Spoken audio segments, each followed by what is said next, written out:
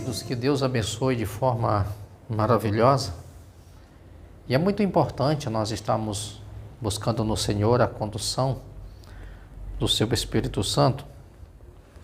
Quero trazer uma palavra ao seu coração, onde está escrito em Mateus capítulo 18.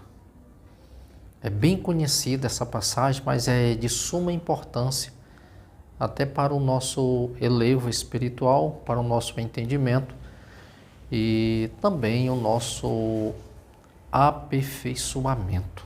Sempre nós vamos estar sendo aperfeiçoado por Deus. Isso é lindo, por quê? Porque todo dia você precisa aprender algo novo e ao mesmo tempo, quando você aprende algo novo, você também precisa mudar.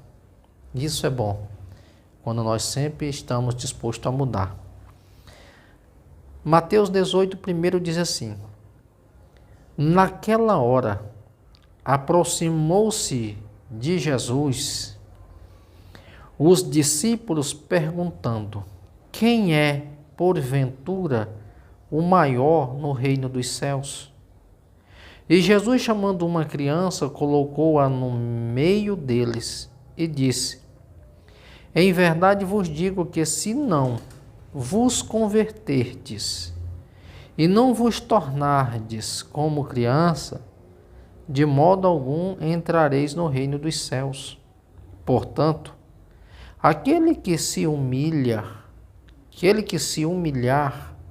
como esta criança, esse é o maior no reino dos céus. E quem receber uma criança tal como esta, em meu nome, a mim me recebe. Que palavra maravilhosa! Jesus ele está trazendo para os seus discípulos, mediante uma interrogação que fizeram para ele, e eles queriam saber quem era o maior no reino de Deus. Quem era aquele que se destacava mais? Quem era aquele que o mestre tinha mais apreço, carinho, um amor diferenciado? Quem era o preferido do mestre? Quem era que o mestre dava um pontozinho a mais? Então essas questões elas estavam sendo discutidas entre os 12. Eles queriam saber de fato quem era o discípulo especial de Jesus. E Jesus, ele surpreende cada um daqueles discípulos com a sua resposta. Como sempre, Jesus, ele sempre vai nos surpreender. Ele vai nos colocar diante de uma condição que vai nos fazer refletir. A grande questão não é que está sentado em um lugar mais elevado.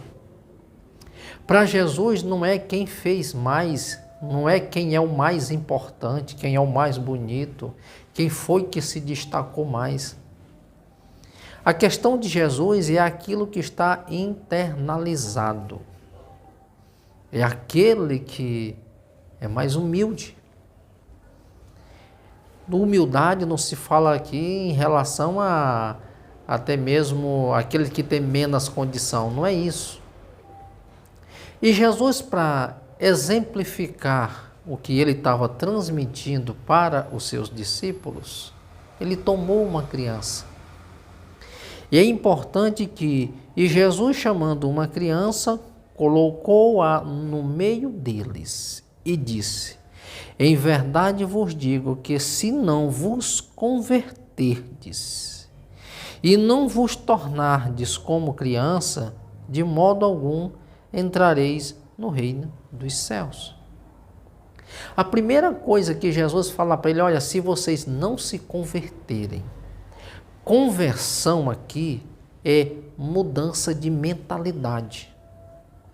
Jesus está dizendo assim: se vocês não mudarem a mentalidade de vocês, se vocês não tiverem o hábito, mediante uma convenção, Se essa convenção na vida de vocês não levar vocês uma mudança de vida radicalmente, a ponto de vocês serem pessoas perdoadoras, pessoas que não têm mágoa no coração, pessoas que não levam, não pagam com a mesma moeda. Se bater na minha face, eu dou outra nele também. O que Jesus está colocando é que eles deveriam ter aquele mesmo sentimento que tem uma criança. Se às vezes você briga com uma criança, você repreende, mas ao mesmo tempo você chama essa criança, ela vem. Ela não guarda rancor, ela não guarda mágoa, ela não é vingativa, ela não guarda aquilo ali para descontar numa oportunidade que ela tiver. Ela não vai guardar para dentro de si aquela raiva pensando em uma eventual vingança. Ela é uma criança, ela não vai arquitetar o mal de outro. Estou falando de inocência.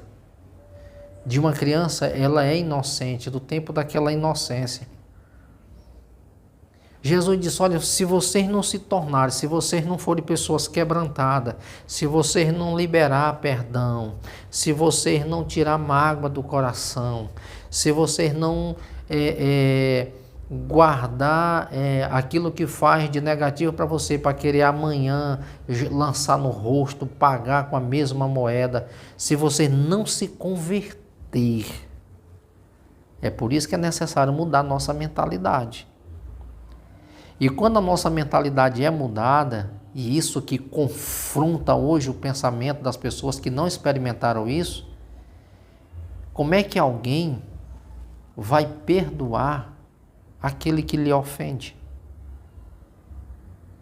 E justamente esse pensamento, esse conceito errado que havia, essa ausência de Deus na vida das pessoas, era que causava a maior crise espiritual e moral entre o povo daqueles dias. Porque o homem ele tem um sentimento de vingança, de moeda de troca. Os fariseus, eles procuravam até as pessoas que cometiam em um ato de pecado, porque eles queriam apedrejar, queriam levar aquela pessoa ao sacerdote, queriam se tornar juízes dos outros. Então, Jesus ele traz um discurso que ele confronta a realidade das pessoas naqueles dias. Enquanto eles queriam apedrejar, tirar do seu caminho as pessoas que, de uma certa forma, elas eram para eles incômodos, eles queriam se livrar delas a qualquer preço. Se alguém difamava alguém, eles queriam justiça. Só que Jesus ele chega com o discurso e diz assim, ame os inimigos de vocês e orem pelo que vos perseguem. Até hoje, essa palavra, para quem não conhece a Jesus, para quem não provou o perdão de Deus, ele não consegue. Ele não consegue. Olha, eu não quero nada contigo, vai para lá que eu vou para cá. Então você não perdoou. Só que tem uma questão que as pessoas dizem assim, quem perdoa esquece. Isso é mentira. Quem perdoa não esquece, mas quem perdoa não vai lançar em rosto, porque aquilo não te afeta mais. Aquilo não traz para ti mais um peso. Aquilo não te torna mais refém. aquilo que a pessoa te fez, uma vez que você perdoa, é porque você foi sarado. A ferida foi sarada, ficou a cicatriz, mas a cicatriz não dói mais. Ela não dói. Está ali a cicatriz. Eu não vou esquecer do que fez, só que não dói mais, porque eu perdoei. Mas perdoe quando você sentir que você dá para você viver com aquilo. Mas quem é que pode te auxiliar isso? Deus. Ele que vai te auxiliar. Então, queridos, os judeus naqueles dias, o discurso de Jesus vai contra isso, porque isso era que estava impregnado na mente da população. Isso era que estava impregnado na mente dos discípulos. Só que Jesus disse, ei, aqui não se trata de quem é maior, de quem é menor. Aqui se trata verdadeiramente de quem permitiu que o próprio Deus mudasse a sua condição, a sua vida. Porque aquele que de fato muda o seu coração, que o seu interior é transformado, esse sim. Não é que ele seja o maior, mas esse sim está fazendo a vontade do Pai. É por isso que Jesus, ele diz que tem que se tornar como uma criança. Tem que se tornar como uma criança. Está falando de sentimento, de um coração bom, de uma mente boa. Criança não guarda ódio, não guarda mágoa, não é vingativa, não guarda rancor, ela não se vitimiza. Uma criança é livre, ela brinca, ela sorri, ela não guarda mágoa.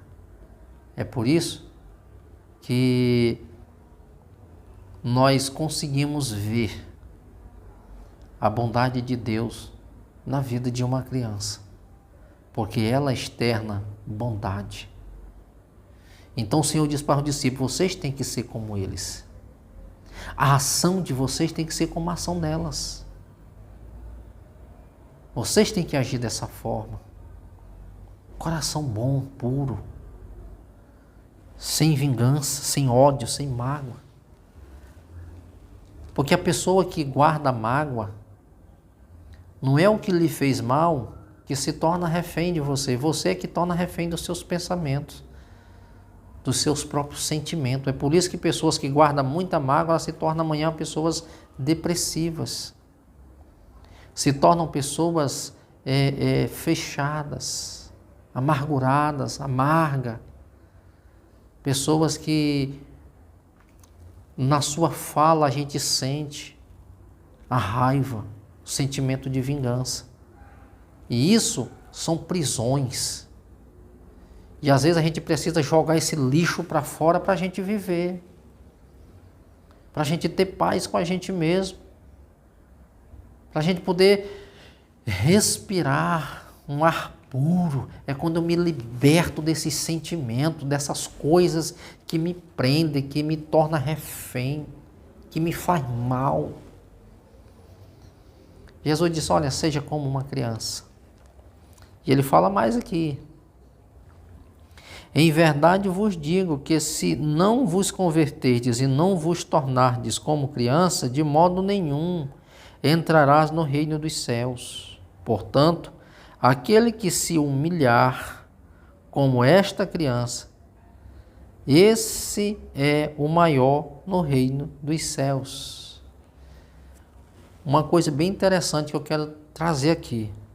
Aquele que se humilhar como uma criança. Observe, não é aquele que é humilhado pelos outros. Tem gente que interpreta isso aqui errado. Já vi pessoas até falar para mim, pastor, a Bíblia diz que a gente tem que ser humilhado mesmo, para a gente ser exaltado. Negativo, a Bíblia não está dizendo isso, e não é isso que Jesus está dizendo. Ele está dizendo, aquele que se humilhar, aquele que reconhece as suas próprias deficiências, aquele que reconhece a sua própria dependência de Deus, aquele que olha para dentro de si e vê o seu próprio erro, o seu próprio pecado, Aquele que faz como aquele publicano e o fariseu. O fariseu chegou e disse assim: Senhor, eu dou as minhas ofertas, eu pago o meu dízimo, eu faço as minhas orações 3 vezes ao dia, eu não sou como esse publicano aí, ó. Eu não sou como ele. O publicano chega diante de Jesus e diz assim: Senhor, olha o que se humilha. Senhor, eu sou um pecador. Eu não sou digno nem de olhar para ti. Eu reconheço as minhas falhas. Eu vou parafrasear. Eu reconheço a minha dependência de ti. Eu reconheço que eu sou frágil, que eu errei, mas eu quero mudança. Eu estou parafraseando só para você entender. Mas eu quero mudança, eu preciso melhorar. Eu sei que eu dependo de ti, que eu preciso de ti, que eu quero mudar, eu não quero ser assim. Eu não sou digno nem de olhar para ti. Senhor, eu sou tão pequeno que eu não consigo nem olhar para o Senhor. Eu olho para dentro de mim e o meu pecado me constrange. As minhas ações me envergonham. Ou seja, eu não estou habilitado e nem qualificado para chegar aqui e olhar para o Senhor. Aí o Senhor diz assim para os discípulos: quem foi que saiu dali justificado? Foi o que se exaltou ou o que se humilhou? Olha o sentido da humilhação. Aquele que se humilhou. Aquele que reconheceu as suas próprias deficiências. Aquele que reconheceu a sua pequenez. Aquele que, diante de Deus, ele não quis se mostrar que era melhor. Mas ele externou a sua pequenez e a sua dependência de Deus. Ele foi humilde diante do Senhor, sabendo que por mais que ele tivesse feito de bom por alguém, isso não tornaria ele merecedor de nada. Tornaria ele aquela pessoa que estava num processo de aperfeiçoamento a cada dia. Quando ele diz: Senhor, eu sou um pecador, não é porque ele vivia na prática do pecado, é porque ele estava falando da sua velha condição, da sua condição, da sua natureza. Senhor, eu sou sujeito a errar, a pecar. Senhor, eu tenho um defeito como qualquer uma outra pessoa. Senhor, mas eu preciso de ti para mudar. Isso é dependência de Deus. E Deus olha para uma pessoa com o coração sincero. Olha o salmista no Salmo 51. O salmista reconheceu tanto a sua pequenez que ele disse assim, ele se expressa para o Senhor, quando ele percebeu que o Espírito Santo estava saindo dele, ele disse: Senhor, não retira de mim o teu Espírito. Cria em mim, Senhor, um coração puro e renova dentro de mim, renova um espírito inabalável. Isso é uma pessoa que se humilha. Isso é uma pessoa que reconhece que ele só é alguma coisa porque Deus está na vida dele, não é arrogante. Ele disse: Senhor, não retira de mim o teu Espírito. Mas a oração do salmista foi: cria em mim, ó Deus, um coração puro. Renova dentro de mim um espírito inabalável. E o Senhor está dizendo: olha, se vocês não tiverem esse sentimento, se vocês não tiverem esse pensamento, se vocês não tiverem essa atitude, vocês não vão ver o reino de Deus, não. Aí você pode até estar assistindo esse vídeo: pastor, isso é difícil. Só é difícil quando você não compreende. Mas eu conheço muita gente que não é assim. A palavra de Deus é para você. Se esforça. É por isso que a Bíblia diz que o céu é tomado por esforço. Esforçai-vos. Não estou conseguindo hoje, mas não desista. Continue orando, pedindo: Senhor, cria em mim um coração puro. Senhor, dai-me um novo coração. Não tem um louvor que diz: Senhor, me dai um novo coração? Ele está falando que ele precisa mudar o que está dentro do coração dele. Ah, mas o meu coração é só raiva. Permita que o Espírito Santo entre na sua vida e você consiga, em vez da raiva, lutar contra isso e conseguir amar alguém, perdoar. Quando você abre, quando você libera o perdão, você está se libertando. É você que está se libertando. Você não está libertando o outro com o perdão, não. É você que está se libertando. Porque você está se livrando daquele sentimento de raiva. Você está se livrando daquilo. Então é você que está sendo liberto. O perdão, ele liberta primeiro quem libera, não quem recebe. É você que se libertou. Você está na condição de perdoar. Então você se libertou. E agora você perdoa. E é isso que Jesus está mostrando aqui para eles. Portanto, aquele que se humilhar como essa criança é o maior no reino dos céus. E quem recebe uma criança tal como esta, em meu nome, a mim também recebe. O Senhor está mostrando que os pequenos gestos, as pequenas atitudes, ela tem efeitos grandiosos. Quem recebe uma criança, a mim recebe. Porque Jesus está mostrando que o sentimento que ele tem por aqueles que são humildes, são grandiosos. E nós estamos revelando, mostrando o grande amor de Deus quando estamos dispostos a cuidar daqueles pequeninos que o Senhor colocou nas nossas mãos. Colocou no nosso caminho para que cuidamos. Você que tem assistido a nossa página Assembleia de Deus Luz do Mundo, como o Grupo Luz do Mundo, o Instagram, Ministério Luz do Mundo 2023, no canal no YouTube também, Ministério Luz do Mundo. Você tem visto aí o que nós temos postado, os vídeos, crianças.